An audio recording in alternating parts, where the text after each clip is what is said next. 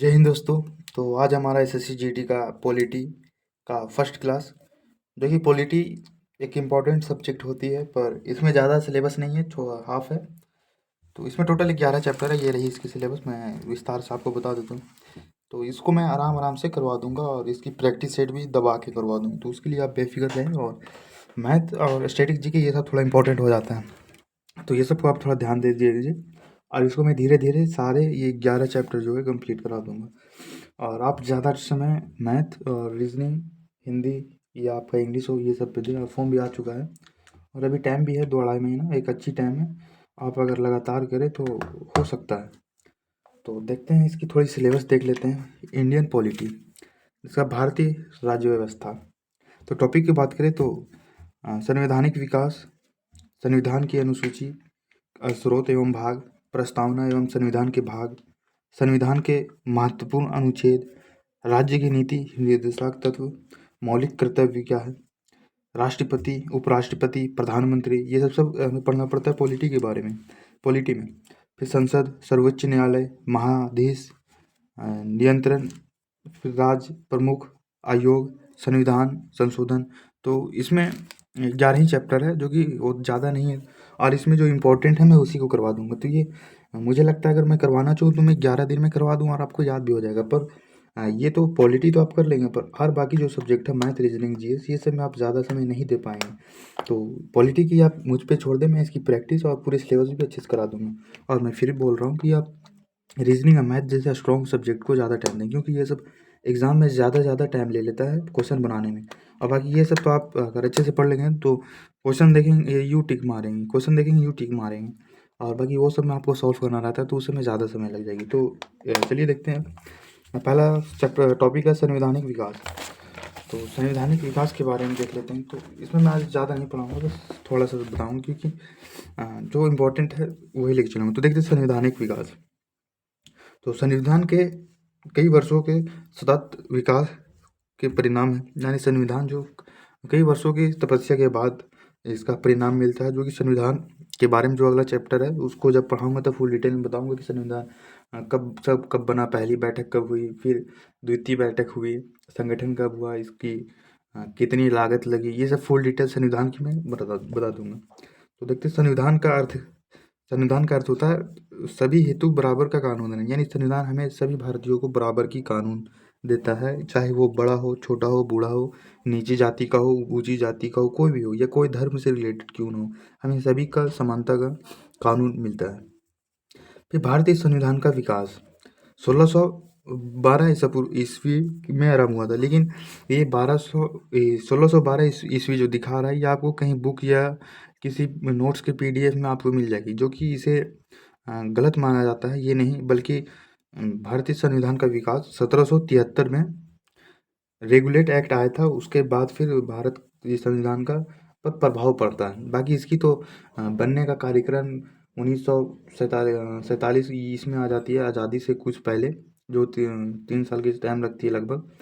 तो अगर ऑप्शन आपको मिले भारतीय संविधान का विकास, तो 1612 ऑप्शन दिए तो ये आप मार दें, या 1773 दे तो ये आप मार दें, क्योंकि 1612 बहुत से बुक में दे दिया है। पर इस टाइम भारत में ईस्ट इंडियन कंपनी जो अंग्रेजों आए थे उस टाइम, ये अंग्रेजों आए थे, तो इसके लिए दे देते। इसको मैं आगे अच्छे से आपको, आपकी कंफ्यूजन होती होगी, मैं इसको समझा दूंगा। बाकी इसके नोट्स दे दूंगा, एक दो बार अच्छे से रिविजन इसे कर लेना। फिर देखते हैं चार्टेड एक्ट। चार्टेड एक्ट ये थोड़ा इंपॉर्टेंट है, मैं थोड़ा हाईलाइट कर देता हूँ इसको। देखते हैं चार्टेड एक्ट। यह कानून जो ईस्ट इंडिया कंपनी बनाती है, जो ईस्ट इंडिया कंपनी भारत पर आती है और भारत को अंग्रेज करने वाली जो ब्रिटिश राज थी, तो पहली कंपनी यही थी, चार्टेड एक्ट जो लाती है। तो ये 1600 ईस्वी में आती है, और धीरे धीरे वो अपना कंपनी बढ़ाती है, फिर सेना उना रखने लगती है, और फिर धीरे धीरे भारत पे राजनीतिक पे हाथ डालती है, और फिर एक ईस्ट इंडिया कंपनी होकर फिर भारत पे राज करने लगती है। फिर जाके 1857 की क्रांति होती है, जो कि हिस्ट्री में बताऊंगा। उसके बाद से फिर जो ब्रिटिश शासक थी उसके हाथ में इंडिया का कानून शासक चल गया था। लेकिन उससे पहले 1600 से ये 1700 कुछ से जो औरंगजेब बादशाह मुगल सल्तनत का था, उसके डेट करने के बाद फिर अंग्रेजों के हाथ में कानून आ गया था। और उस टाइम से ईस्ट इंडिया कंपनी, जो सिर्फ कंपनी थी, वो भारत पे राज कर रही थी 1857 तक। बाकी उसके बाद फिर ब्रिटिश शासकों के ब्रिटिश राज के हाथ में जाती है। उससे पहले एक कंपनी राज कर रही थी। सोचो, देखते हैं चार्टर्ड एक्ट कहलाता है। भारतीय शासन अधिनियम भारतीय शासन अधिनियम वह कानून जो ब्रिटिश सरकार बनाती है, यानी उस टाइम की बात है। संवैधानिक विकास भारत संसाधन अधिनियम वह कानून है जो ब्रिटिश शासक बनाती है। तो ये थोड़ा इंपॉर्टेंट है, इसको आप एक दो बार पढ़ लीजिएगा, बाकी इसको मैं और क्लियर कर दूंगा क्वेश्चन जब प्रैक्टिस कराऊंगा तो। फिर देखते हैं प्लासी का युद्ध, क्योंकि पॉलिटी ये सब में थोड़ा ध्यान रहता है। प्लासी का युद्ध जिसे बैटल ऑफ प्लासी कहते हैं, ये 23 जून 1751 में होती है। बाकी इसकी मैं फुल डिटेल में हिस्ट्री में बता दूंगा जब ये प्लासी का युद्ध आएगी तो। अंग्रेजों तथा बंगाल के नवाब सिराजुद्दौला के बीच में जो युद्ध होती है, ये अंग्रेजों का सबसे पहला युद्ध होता है, प्लासी का युद्ध। तो इसकी मैं थोड़ा कहानी बता देता हूँ ताकि आपको माइंड में बैठ सके। तो जो ये सिराजुद्दौला बंगाल का नवाब था, ये अंग्रेजों का एक किला था फोर्ट विलियम। तो वहाँ पर ये आक्रमण कर देता है और फोर्ट विलियम किला को अपने हैंड में ले लेता है, और वहाँ की 145 से 46 महिला और उनके बच्चों को एक काल कोठरी में बंद कर देता है, जो कि वो भूख प्यास से मर जाते हैं। तो इसके लिए अंग्रेजों का दिमाग गर्म हो जाता है, क्योंकि कोई भी अगर किसी के साथ ऐसा करते तो उसको ऑब्वियसली गुस्सा आएगा। तो उसके लिए अंग्रेजों ने फिर आक्रमण बनाने का प्लानिंग भी किया नवाब सिराजुद्दौला के ऊपर, और 23 जून 1751 में जंग छेड़ देते हैं। उससे पहले अंग्रेजों ने क्या चाल किया कि वहाँ के जो गवर्नर थे और जो भी बड़े बड़े थे वो सबको अपने हैंड में ले लिया, और जो सिराजुद्दौला के नवाब सिराजुद्दौला के जो सेनापति थे जो युद्ध लड़ते थे वो 3 थे। तो उसमें एक था मीर जाफर, जिसको अंग्रेजों ने कहा कि अगर आप युद्ध के मैदान से पीछे हट जाते हैं तो आपको हम बंगाल का नवाब बना देंगे।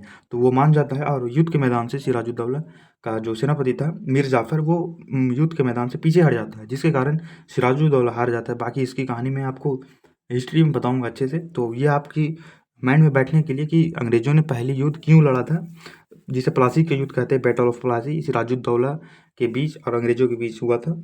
तो ये आप थोड़ा इंपॉर्टेंट है, मैं इसको कहानी जैसे बताया, आपको समझ में ना आया हो तो आप फिर से बैक करके देख लें। इस युद्ध में नवाब सिराजुद्दौला की हार होती है, जैसा कि बताया। जो इसकी सेनापति थे मीर जाफर, वो पीछे हट जाते हैं बंगाल की गद्दी के लालच में। बंगाल में अंग्रेजी शासक आरंभ हुआ, यानी उसी रंग से पहले अंग्रेजी शासक आरंभ हुआ, क्योंकि अंग्रेज के द्वारा पहली कठपुतली पर नाचने वाला जो मीर जाफर था वो बंगाल की गद्दी पर बैठ चुका था।